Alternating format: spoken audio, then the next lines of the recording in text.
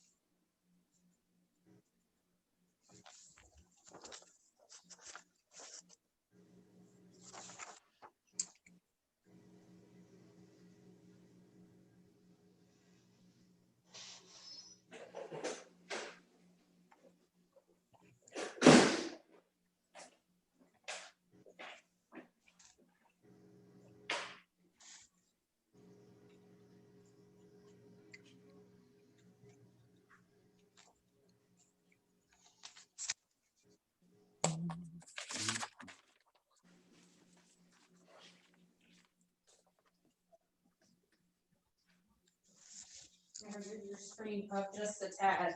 No problem. We're seeing the wall more than we're seeing you, so I'm just gonna move this so that it gets you better. Oh, okay. That's very good, actually.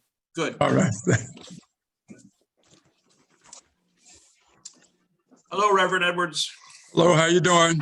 All right, how are you tonight? Good, good, Good. good. Got you at City Hall tonight. That's good. Yeah, You're all hooked up. yeah, and all by myself. Well, that's okay. There's nothing wrong with that. Right, right. How you doing, Trina? Good evening. Wonderful. Hey, How are Bill.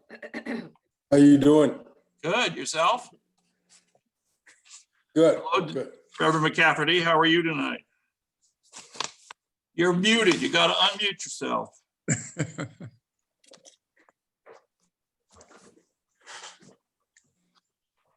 Oh, good afternoon. How are you? Thanks. Afternoon, how are Good. you? I'm well, thank God. How's everybody? Doing good. How you Good, doing? good. I'm Good doing to great, be here. thank God. Yes. Thanks, Mayor, for telling me to unmute. Well, I believe it's 6 o'clock. We will get ready to start our meeting. We'll be called to order. We will have a moment of silence. For just a moment, please.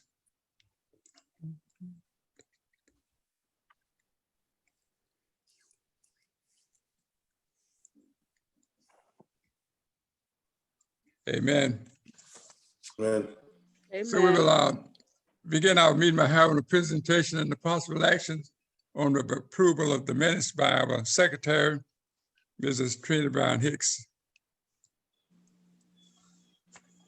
Thank you, Reverend Edwards. Glad to see everyone. I just wanted to mention before we even begin that Mr. Rob Morgan and Bishop Jones did inform me that they would not be in attendance this evening, and that Bishop Jones has been attending the other meetings. He's just been on mute. So, but the minutes are reflecting that he is attending. And for the minutes of 9:15 I did not have any corrections. Did anybody of the commission have any corrections for the minutes of the 15th?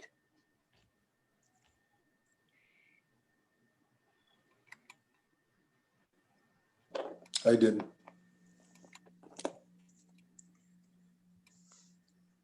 Well, if not, can we get a motion that? All we right, approve Reverend, the hearing minutes? none. Can we get a motion to approve the minutes? So moved. Second. It's moved and seconded that we will approve the minutes of our 9:15 meeting. All in favor says aye. Aye. Ayes have it. Reverend On our- Edwards, you yes. have a hand raised. Do you want me to allow Libby Owen to speak? She may Yes. have a question. Yes, please. Please. Okay, Libby, you should be unmuted. Okay, hi. Jim Abbott is here with me, and is there any way he can join the meeting through my?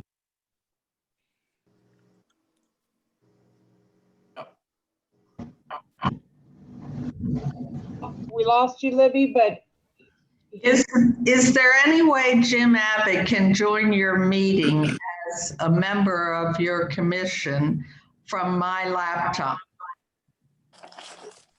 so I just did that. I just moved him over. So he should be on screen if you turn on your camera. Okay.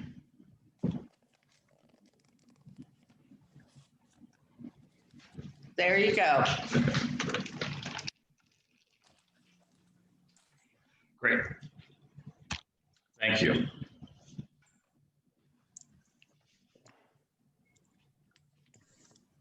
Are we all set? Well, yes. All right, so I'm, Okay. yes, go ahead.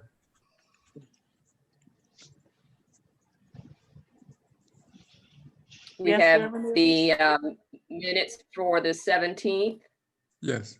and I don't believe there were any corrections. If anybody had any corrections at this point, please, or adjustments.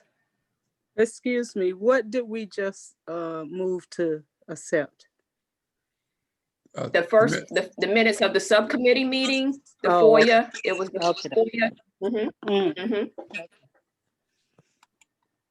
And this is the regular commission meeting. Thank you, Reverend McCafferty, so we can make that distinction.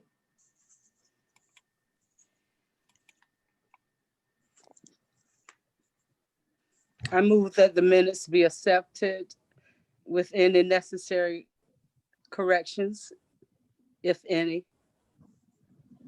Second.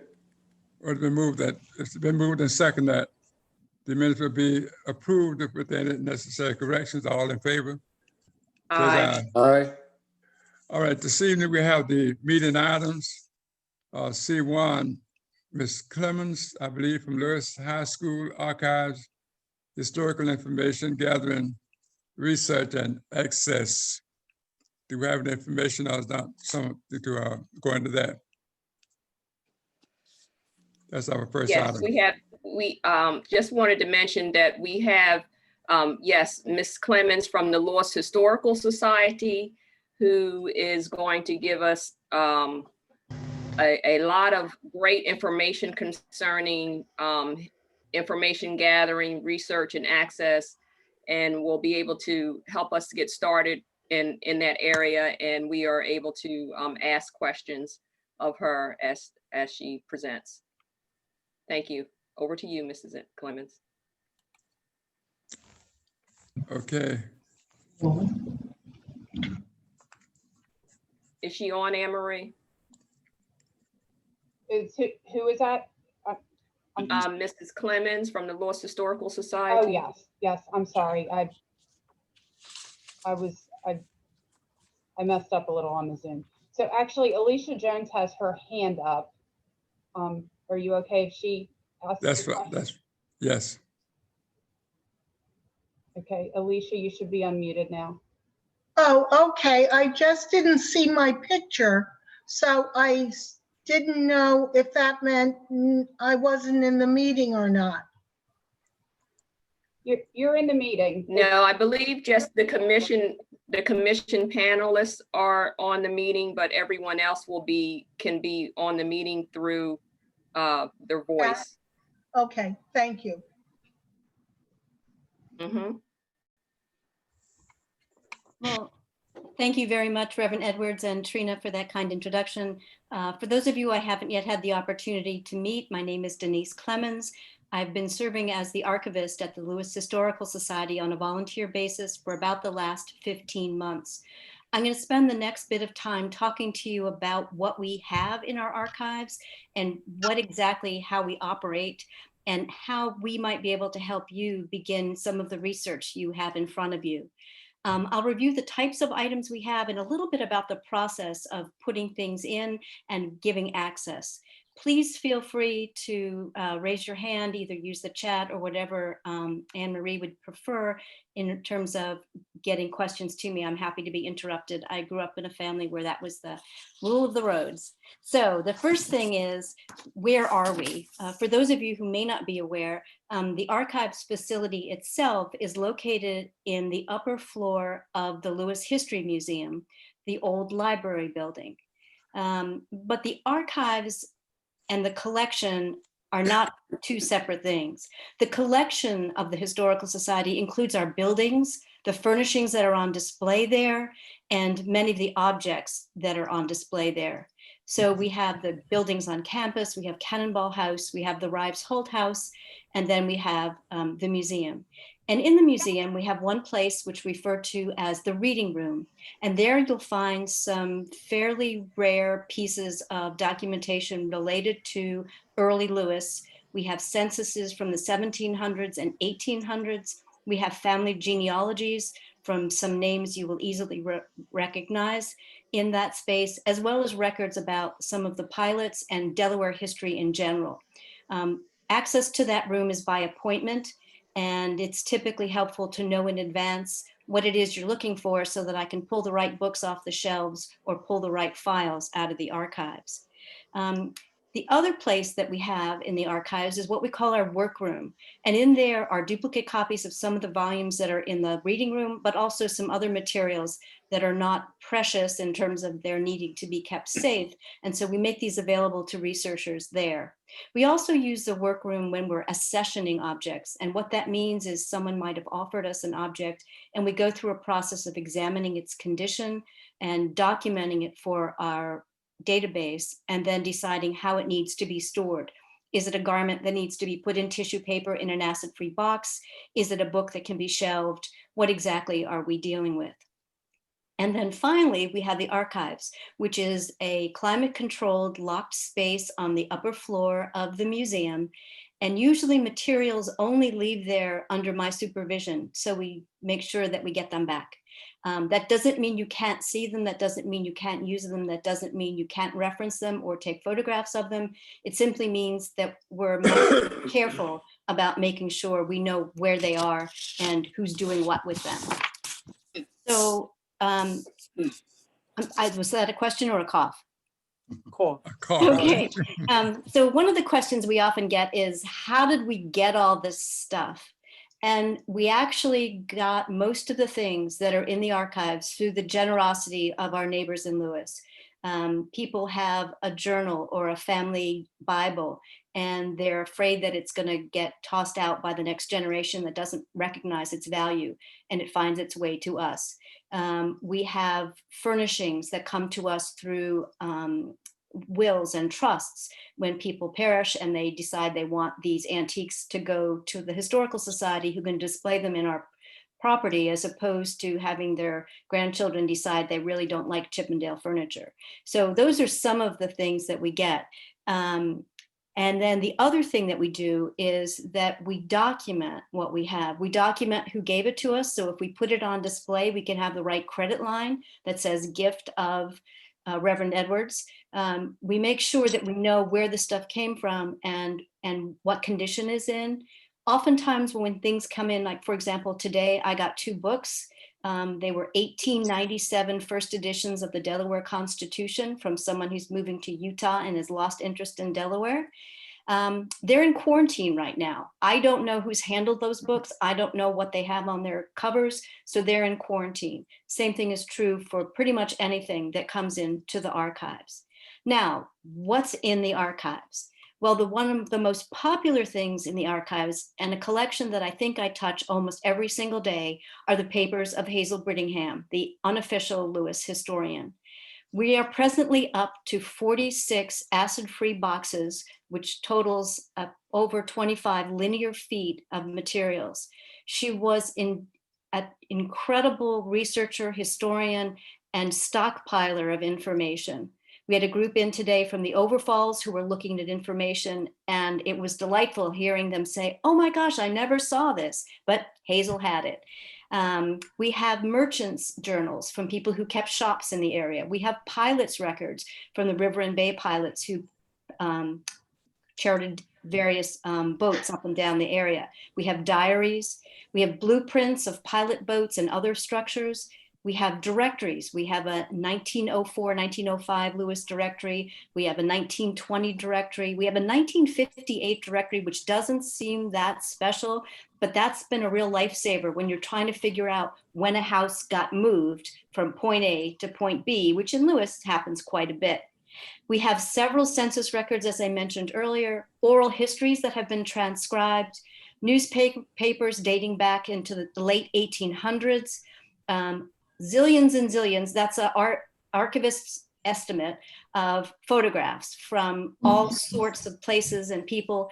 One of the biggest challenges with our photographs is that sometimes when they're gifted to us, there's no mention of who is in the photograph on the back. So that's one of my ongoing challenges. And then we have genealogies. Some of them are meticulously detailed. Some of them are just snippets that document a deed or a land record that shows parentage or other relationships. Now, what don't we have? We do not have the scope and breadth of an ancestry.com. One of the things I would encourage you to do is to decide among yourselves who's going to get that subscription. It's roughly $200, $150 a year. It's invaluable in finding missing links because you may not want to drive up to Dover and look for birth records, and you'll typically be able to find it on Ancestry. It's not foolproof. There are lots of bad trees out there with bad data on them, but it's a really good tool to have. Another one is something called newspapers.com. We have some local newspapers. We don't have all the national newspapers, nor should we, because we're trying to focus on Lewes and the Lewes area. So we have the Whale, we have the Pilot, we have the Breakwater newspapers, we have some Coast Press, and a little bit of Wilmington News Journal. And then we have editions for key events like the 9/11 event, those kinds of things. But newspapers.com's repository has grown regularly. And once you figure out its crazy search engine, it's actually a really helpful tool. That's another one that runs about $100 a year. I have access to both of them, and whenever I can, I'm happy to help you with that. But it's an empowering tool to have with you. The Delaware, the Family Search Organization that's run by the Latter-day Saints is free. Their user interface is not great, but they've got some good data out there. So those are a couple of hints and tips I would offer you. Now, the next step is, how do you find what you're looking for? I had a conversation with Trina before she invited me to come and speak with you. And one of the things that I said to her was, you need to start with a name. It is so much easier to find something if you have a name, because then you can look at the census records. Who did they live nearby? Who lived with them? How many members of their family were laborers? How many of them were farmers? Who was keeping house? Who was in school? And the census records are not just interesting from the standpoint of the one record about the one family, but if you can draw back and look at the whole page, you can see who is in that community, and that gives you more names to go follow up on. Another thing that's interesting is the Civil War registration. It is actually documented almost like a census. So you have the names of people who were enrolled in the Civil War or enlisting in the Civil War. We're not quite sure which way that went, but that's another place to go. Another way to get at the information we have is we have a database called Past Perfect. It is not perfect, but it is a tool that's very helpful if you have a specific subject. So again, the Overfalls people who were here today wanted to know about the net house. So I looked on the website, on our website for the net house, and there really wasn't anything there about that, but there were some hints of it in Canal Front Park, which I could then go find. So places that have been documented, all of the cemetery records that we have documented, those are tools that are available to you. I am also absolutely willing, if you want to come to the reading room for a couple of hours and simply browse the shelves, you are welcome to do that. If you want to come upstairs and look at the bookshelves we have in the workroom, you are welcome to do that. One of the charters that Jim Abbott gave me when I started was that we're a service organization. Yes, our job is to capture, maintain, and make sure the history of Lewes is documented, but also our job is to share it. And with the work that you have in front of you, I see that as a pretty big part of what I'll be doing going forward, is making sure you have access to what you need. The next thing I wanted to mention is that how do you get access to things? That was a fly, that was me. So for example, we could start with the census records. If you had a name, I could look at the genealogies. We could look at what Hazel's got going on. For example, she's got a whole file on Arnsey Mall, who was a very interesting character in the Lewes area. So she's got a lot of records. I have 2 books about the DuPont schools. I have Hazel's records about the school systems as well. We have the school tax records. We have class photos from some of the schools. So we've got that information. So those are just a handful of some of the things that we have and that I can help you navigate through. As I understand it, you're looking at before and after 1850, is that correct? Yes. Okay, so I think that it's going to be pretty easy to make sure that the people on those 2 subcommittees get pointed in the right direction. A couple of things before I get to my big offer, which is to train you physically with some real life examples. You need to think about a couple of things. First of all, if you're going to be collecting oral histories, you need to draft a release form that your interviewee will need to sign that will give you permission to use that information, whether in publications or presentations. And I have a draft that I'm happy to share with you. The second thing you're going to need is a template. Doing an oral history isn't sitting down with someone and asking them, how was your childhood? You really need to have a roadmap of questions that are both open-ended and connected, that will help you get through a conversation and come out on the other end with useful information. And I have a template of that as well. Again, I would encourage you to start with a family or start with a name that you know was a part of the Lewes community, because we can dig very deeply there, but also see all the other families they touched while they were part of the Lewes community. The last thing that Trina asked me about, and I'm happy to do that, is to give you both a tour of the facilities and maybe a real life example of how you might start doing a piece of research on either a specific. So the questions I get from people when they want research answers are, can you help me with my family genealogy? Can you tell me who lived in my house, who built it, and how many times it's been moved? Can you tell me where so-and-so's store was? Can you tell me where the gas station, movie theater, etc. were? Do you have pictures of those? As it happens, in 1970s, there was a complete inventory of every structure of Lewes photographed. So we have all of those. Some are still in negatives. Most of them have been printed, but that's another rich treasure that we have.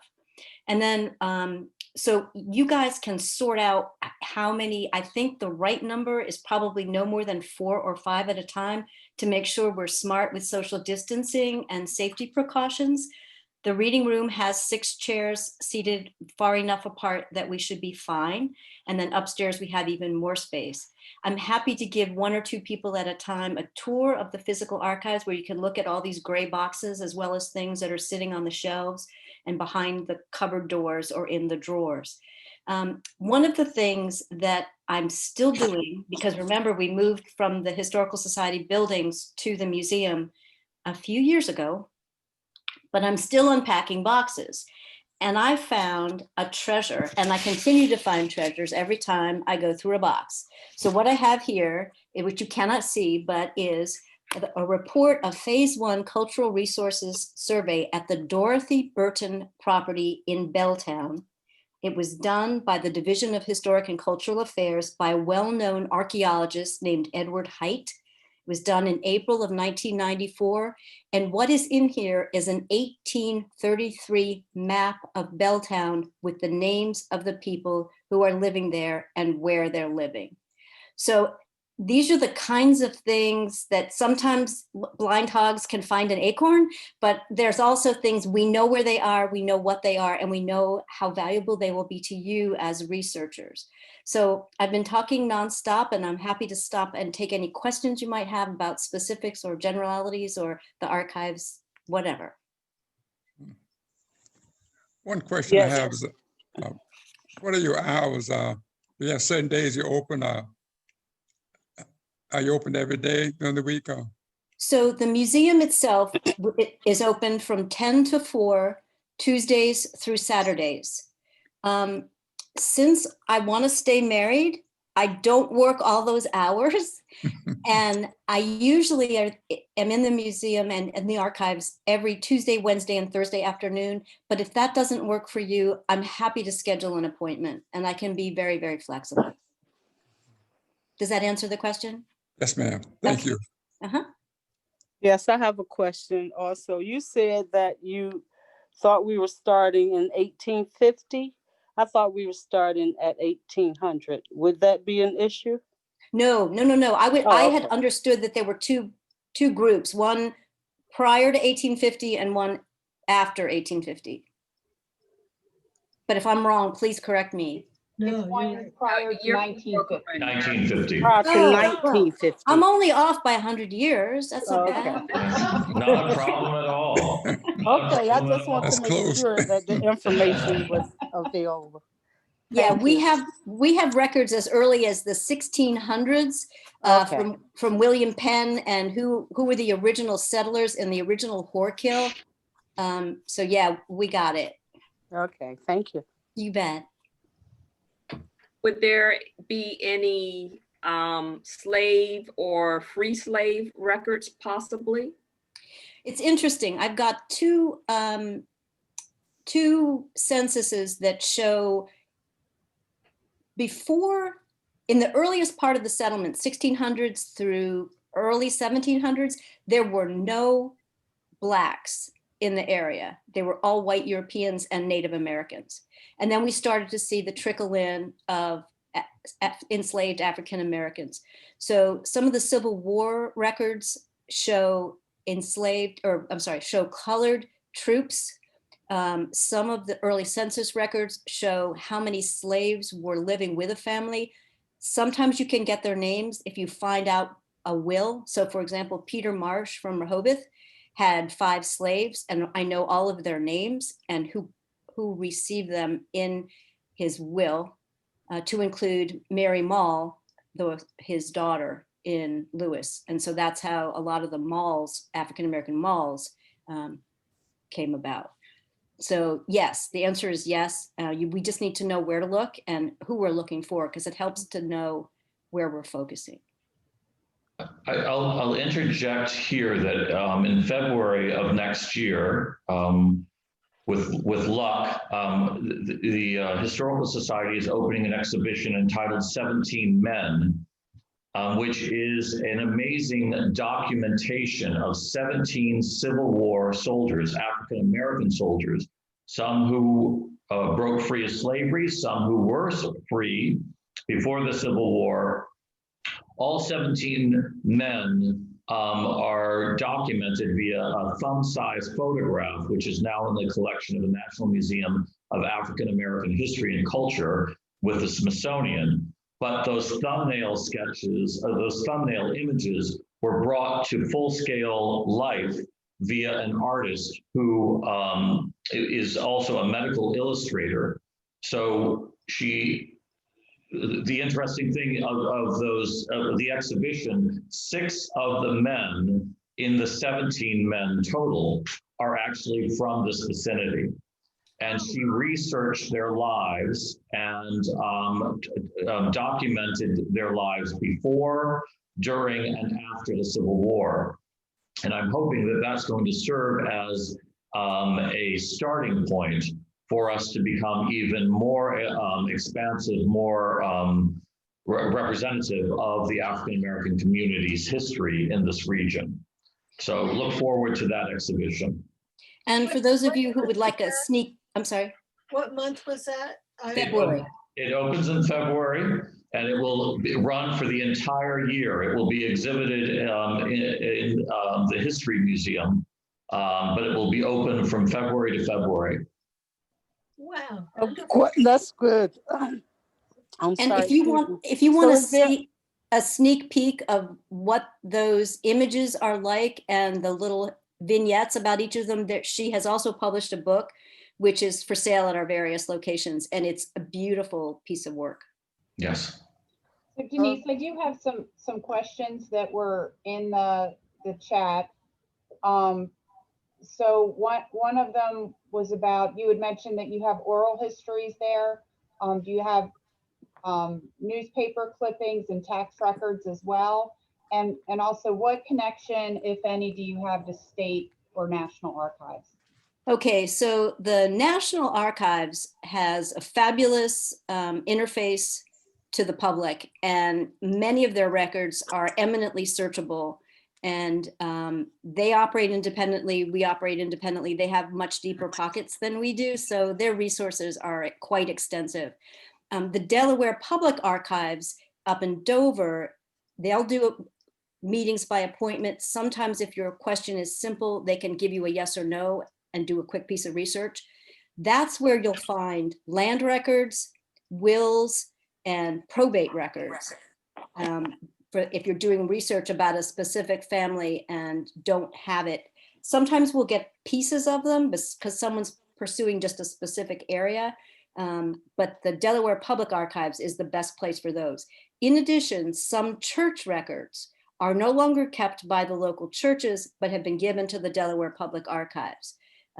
So sometimes you can find them online, sometimes you can't. But again, the Delaware Public Archives people are really helpful as well. They're operating on a really limited schedule because of the COVID pandemic. And Denise, you also want to touch upon the cemetery record or the documentation of cemeteries, tombstones in the county? So we have both paper and electronic access to all of the tombstone records across Sussex County. So there's 5 volumes that have been published in printed form, but there's also through our website, you can search and actually see an image of the tombstone that's in the cemetery. Unfortunately, not all of them that were there still exist, and it is possible that some may be missed, but that's available, and I can help you with that as well. I'm looking at oral history question. The ones that I have been transcribed. I do not have the technology to transcribe, to listen to some of the older ones, and I've got my feelers out to try to find some of those mini cassette players to see if we can't figure out what's on a couple of tapes that have not yet been transcribed. So I'll interject here. My predecessor, Mike DiPaolo, did a number of oral interviews which are still on cassette tape, and they do need to be transcribed. But we do have the cassettes, and we are making this a priority to transcribe those. So for people who remember talking with Mike and sharing stories, those still exist. They just have not been transcribed at this time.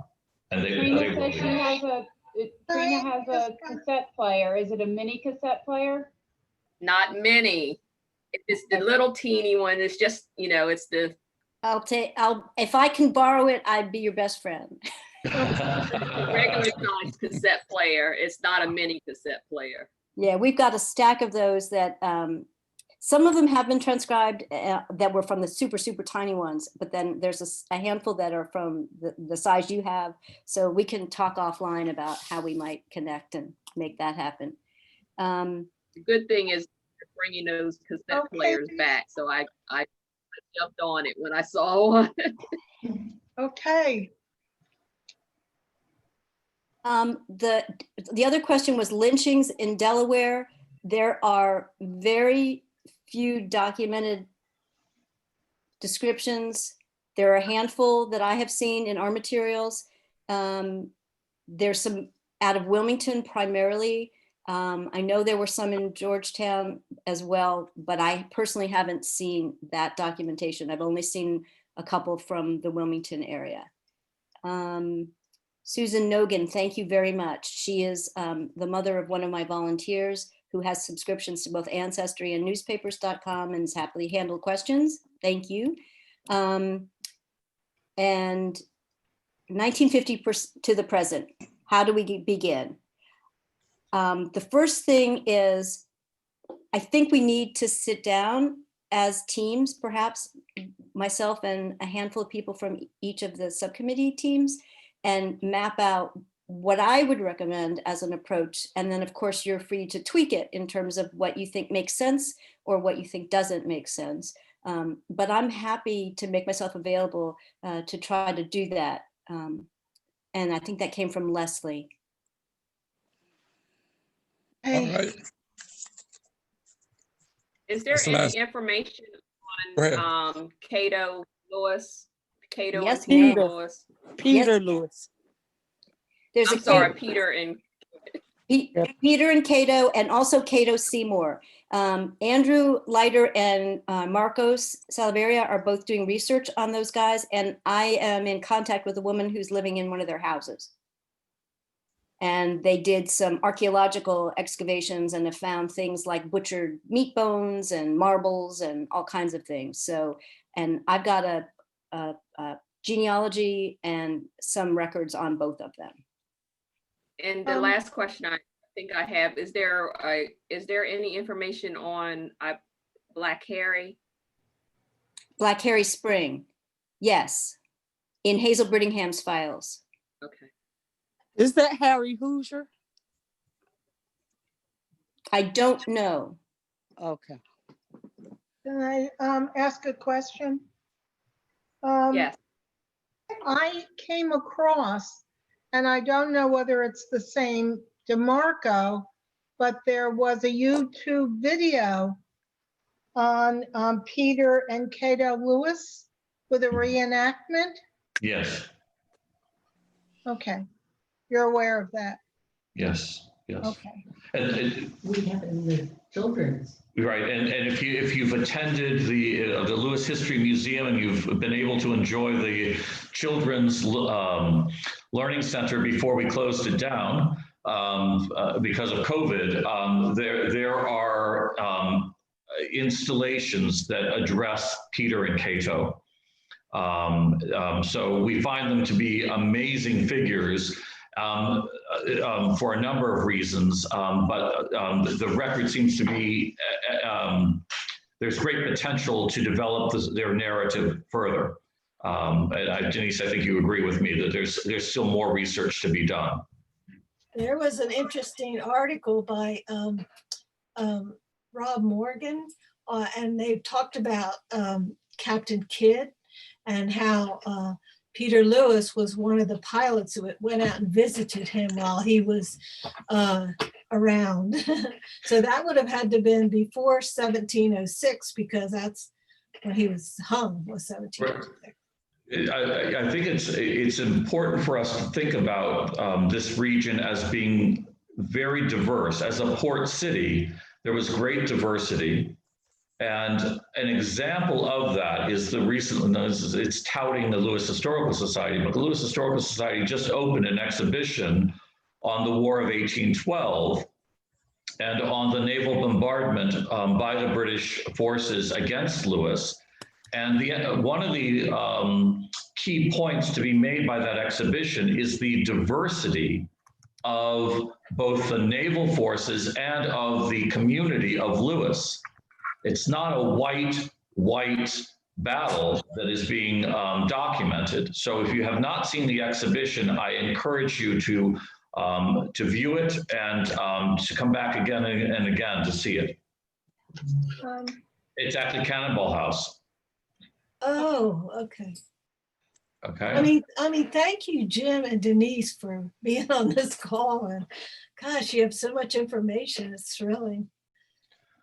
Denise is a godsend. I have to tell you that she has proven amazing. Her passion alone is a great asset for the Lewes Historical Society and for the city of Lewes.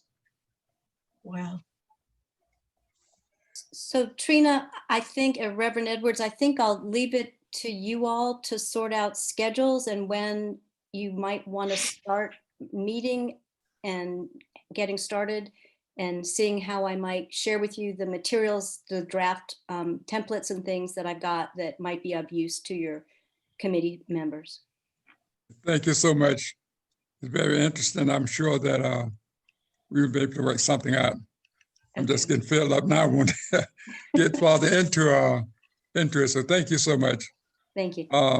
If there are no more questions for we will move on to discuss the tentative hands-on workshop dates, if we have that. And it's more or less like our going into our agenda items. But yes, Reverend Edwards. We will probably need to get together. I try to get some of the volunteers together to try to coordinate their schedules to see who may be able to go into the archives and when they can go so that we can coordinate around Mrs. Clemens' schedule as well. So I know everyone is excited about that. I am. I'm just sitting here just kind of filled up about what the possibilities are. So yes, we will discuss that. We probably can't do it now because we have almost 19 members. So I probably need to just get together and see what kind of schedule they can hand to me, and we'll talk a little bit further about that. I would, if you don't mind, to Reverend Edwards and Reverend McCafferty and Trina, Denise talked about the templates for proceeding with the oral histories, and I really think that's so key to make sure that the commission, before proceeding with the actual interviewing process, that there be an accepted format for interviewing residents and for documenting their memories, et cetera. So I don't want to forget about that stage of the process and putting it in place, making sure that we have an accepted template that then our volunteers can go out and use. I agree. I have been looking at some things online, but I'm sure we would welcome anything that the Lewes Historical Society may already have, so we don't have to reinvent the wheel. We can just add to it. Yeah. And I know one of the volunteers had asked and we don't have to get into it tonight, but she asked, did we have to go through an IRB or interview review board? I'm not sure what that is, but when it comes to doing oral history, so that can be discussed at another. But what Denise did introduce initially, that legal document of signing a waiver, allowing for the information from the interview to be used for research, et cetera. That is key, and let's not forget about that as well. Okay. Right, put it on the stuff. All right, then. Thank you. So more to come on that, everyone. Still on. Okay. It's still on. Don't. Yes.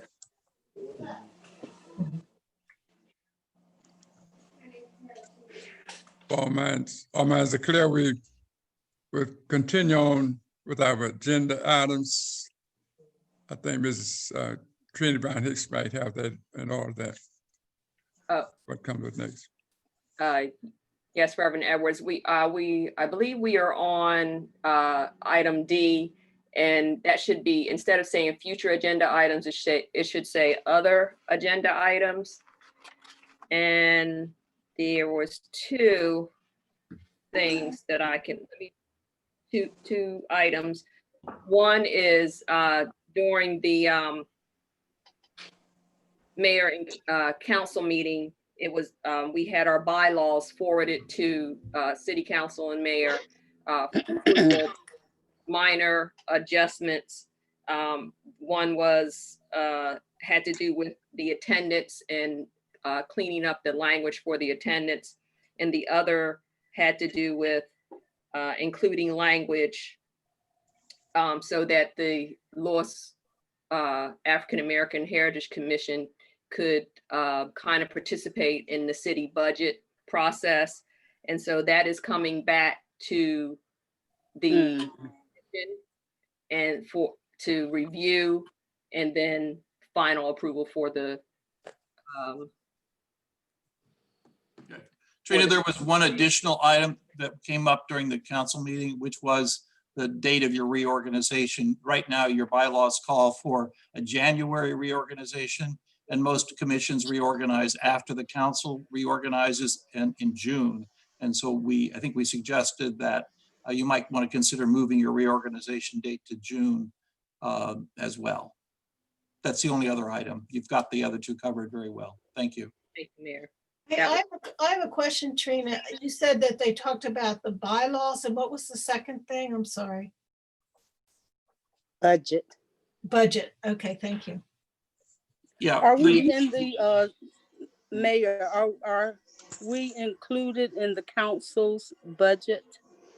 Right now you are not, but in order to, what we would like you to do is get information together as to what you would like to see in next year's budget, which will go into effect April 1st, and get that information to Anne Marie so she can include it in her draft budget, which she will present to council for consideration at the end of January. So between now and December, you should come up with some ideas in terms of what kind of budget you would need for April of 21 through April of 22, or March of 22. Okay, and one more question about that. Down the line, we were talking about putting plaques in various locations. Mm-hmm. Would that come directly under you, or is that something we would be separately budgeted for? Plaques and information like that would generally come through the state archives, and we would look to legislators for support for most of those kinds of things. If smaller plaques, if they were markers from the state, smaller plaques could come under your budget. Under our budget, not under yours. Okay, thank you. Right, so there might be some, you know, what I would call interpretive panels that aren't the same as the plaques, you know, I mean. The history markers, not the same as the history markers. Right, exactly. That would be something that we would look to put in the commission's budget. So over the next couple of meetings, we should really talk about, you know, how do you, my understanding, and Trina, you can tell me if I'm wrong, is that archives, that they were looking at doing one of the large markers, but we were talking about doing other, I would call them interpretive panels. Am I getting that kind of right? Yeah. I think you're right on target with that, but if I recall correctly, it was one, the state would provide one text, one history marker, and then whatever was decided after that I think we would look at either grants or some other source of funding. Correct. Yeah, there also is, you know, I think one of the other things that we talked about early on, and Jim had this idea early on is some kind of a brochure, if that was going to be, or if it was going to be some kind of a video or something you could pick up on your iPhone and use. So there may be some developmental costs there that you want to project.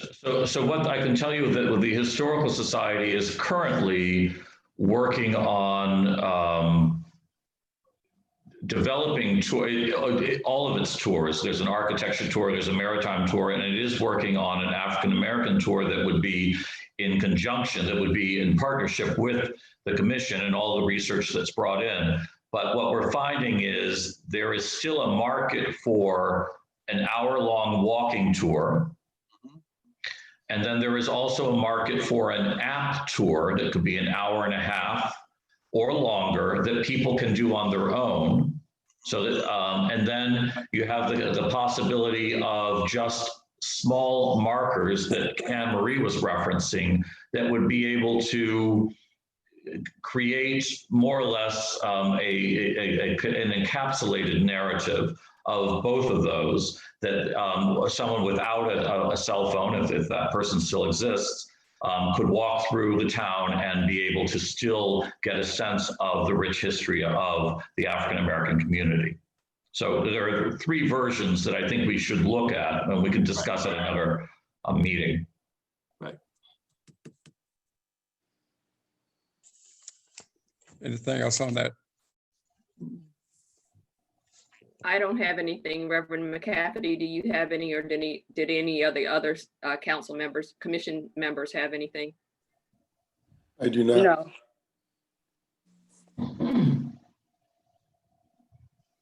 Anyone? You can move on, Reverend Edwards, to item E. The next. Right, the public comments. Excuse me. I thought that there was another item, other item. Oh, Sister yeah, Coop. there is. Absolutely, there is. Okay, thank you. Reverend Anthony. How could I forget?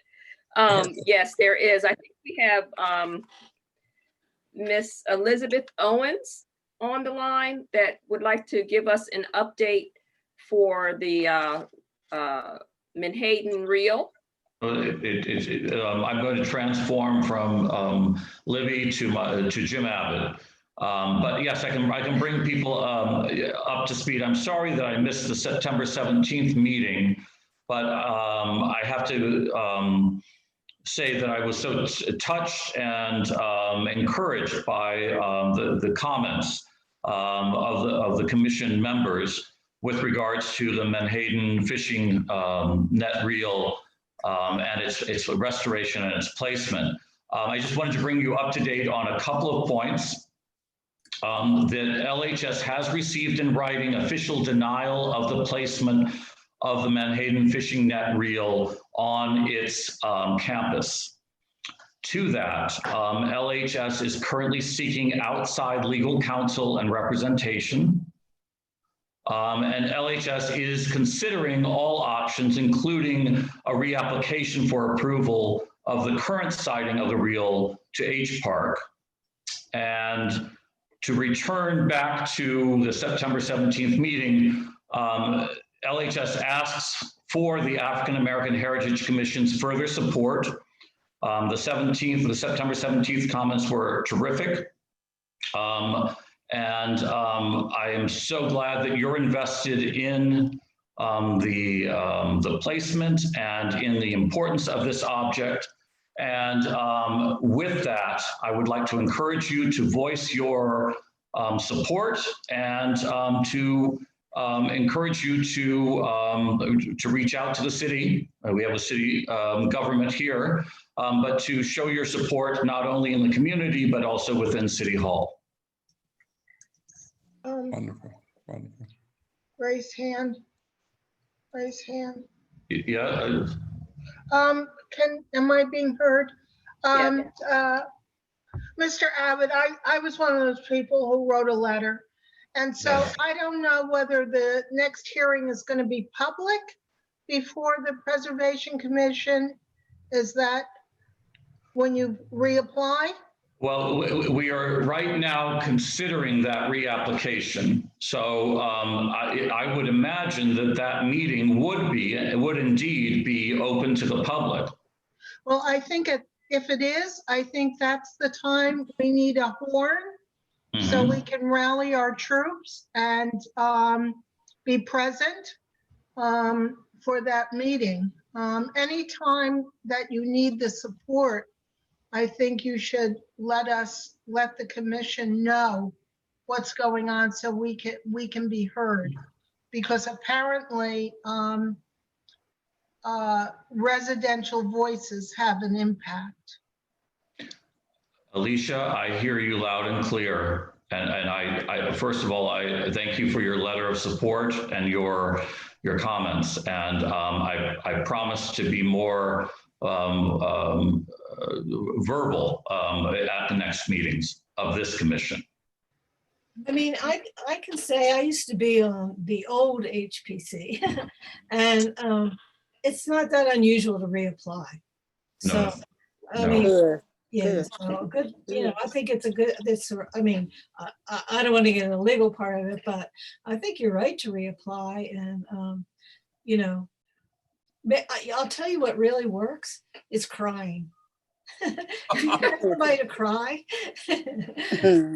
You know, when you have a gray beard, I'm not sure that crying really works to the advantage. But No, but you could bring someone else to cry. On cue. Okay, let me think on that. No, I'm kidding. I'm kidding. I don't mean to make a joke of it. No. In all honesty, making this a transparent process, making this open to discussion is where we need to head. So your comments, I appreciate the jokes as well, but, because trust me, in a long day, putting a smile on my face, that's an accomplishment. That's great. But I do think making this a community discussion is truly, truly important. Yes. And you can also, when you reapply, you can also submit letters along with your application from other people or directly to the commission. So I also would like to make a statement that when we talk about the community, as we went through with West 4th Street, I don't think that the people who live bordering, adjacent, or in town only are the community, because this site is bigger than those folks. And when we talk about community, it should be 19958 zip code, as we had to go through with West 4th Street. Absolutely. Absolutely. This is beyond 3rd Street. Yes. Yes, yes. All right. And I think it's very important that we keep this conversation going concerning the history of Lewes, because there are some people that are still around now that can give a lot of information on the history. When you talk about the fishing industry, it's not that everyone that have been involved in that are not here now. You know, there are some people that are still around. I must say this, and not just getting off the subject, but I'm saying it grateful that we were able to gather some information from, I think, one of the oldest African Americans in Lewes,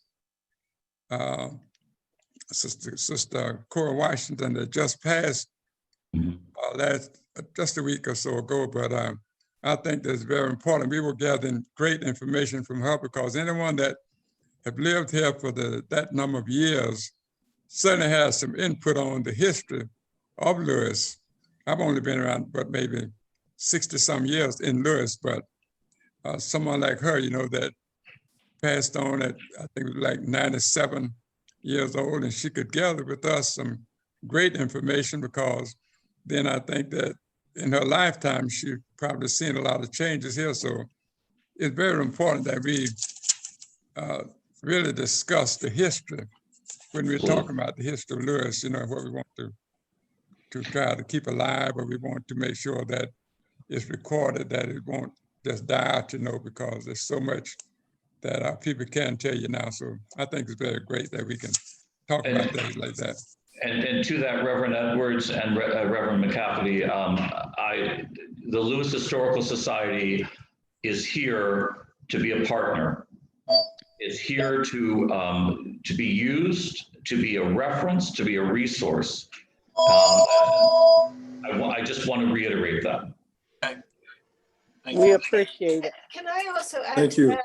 Can I also add to that? I don't know if anybody else saw it. I know Trina was on the call, on the webinar or whatever, but there was a discussion by Robert Ford, I think, about the Manhattan industry. Yes. And it was very good. It was done by the Swanadale Museum and it was online.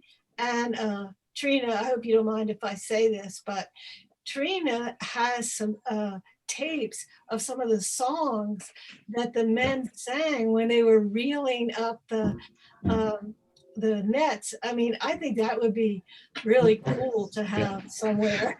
And Trina's family is. I don't have the tapes, but the gentleman that was speaking said that he would be willing to share them with us. So, good. Yeah. But Trina. My father Yes. participated in that singing. Wow. And Trina, we are honored by that. When you shared that with me, we had just looking at the reel together, I was so touched by what you were sharing about your father and his investment in Lewes, supporting Lewes via the Menhaden fishing net reel and the Menhaden industry. I hope you'll share more with us. Absolutely. I'm planning on getting with the gentleman that gave the presentation. I would love to hear the tapes and maybe even make a recording of the recording. So that would be great. And keep in mind that the restoration of the reel that we have overseen, the intent is to have it demonstrated, to have how it works demonstrated at different programs throughout the year. So it would be wonderful. The more information that can be provided to flesh out this history, the better. And wouldn't it be lovely to have a recording of the chanting men singing Yes. at some time outside by the reel? That would be wonderful. Yeah. I mean, I wonder if the I know this has nothing to do with what we're talking about, but I wonder if the Lewes Historical Society could sell CDs of that music. And actually, that's very, very interesting. I did this at Boscoville in the Hudson River Valley. There was a barrel organ that dated 1800, and it had cylinders, much like a music box. And it played the music in the 1990s exactly as it sounded in the 1790s. And we made a CD of that, and it became an incredibly good community builder, but also just a wonderful historical reference to actually hear every note as it was heard in the late 18th century. And so I think it would be great indeed to look at doing a CD or having some sort of a recording program where we could actually show the reel in process with the music, with the songs, with the chants. I think that would be so beneficial to understanding the industry. Sure. Yes. Yeah, that's great. Thank you. Are there any other comments?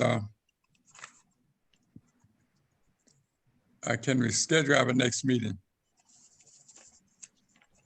Our next meeting, of course, is always on the third Thursday of the month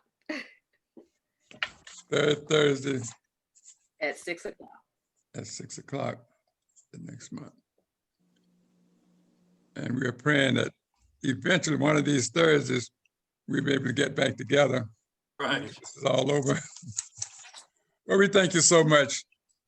And anything else before we close out, we are certainly grateful that we're able to do this. My first time of trying to do this. I thank the mayor and his council for opening the door to let me come in here to sit at the table all by myself. I look around, no one around with me I can look close to, but technology is great because I can see all of you and I'm sure you can see me. So we are looking forward to getting information. Suddenly, I'm going to try and see what I can come up with because I worked in the fishing industry for many years before, I guess about 11 or 12 years in the 50s. and met a lot of people like Sister Trina Brown Hicks' father. I worked with him and many times, and many others that I know. When I go down to Florida, I'm always seeing someone that can bring up something about Lewes and the history of Lewes, and that when they used to be able to transport from Florida, New Jersey, Georgia into Lewes, and then work during the season, and then go back down south. And so it's a great thing when you can run upon some people that can really tell you something about the history and how life was. And that haven't been 100 years ago, but just I would say 50, 60 years ago when these things were happening. So with that, if all minds are clear, if there's any comments anyone would like to make before we close out. If not, I think it's 7 o'clock. Thank you so much. And we will, the meeting will come to an adjourn at this time. Thank you. Thank you. Thank you, sir. Thank you. Good night, all. Thank you. Good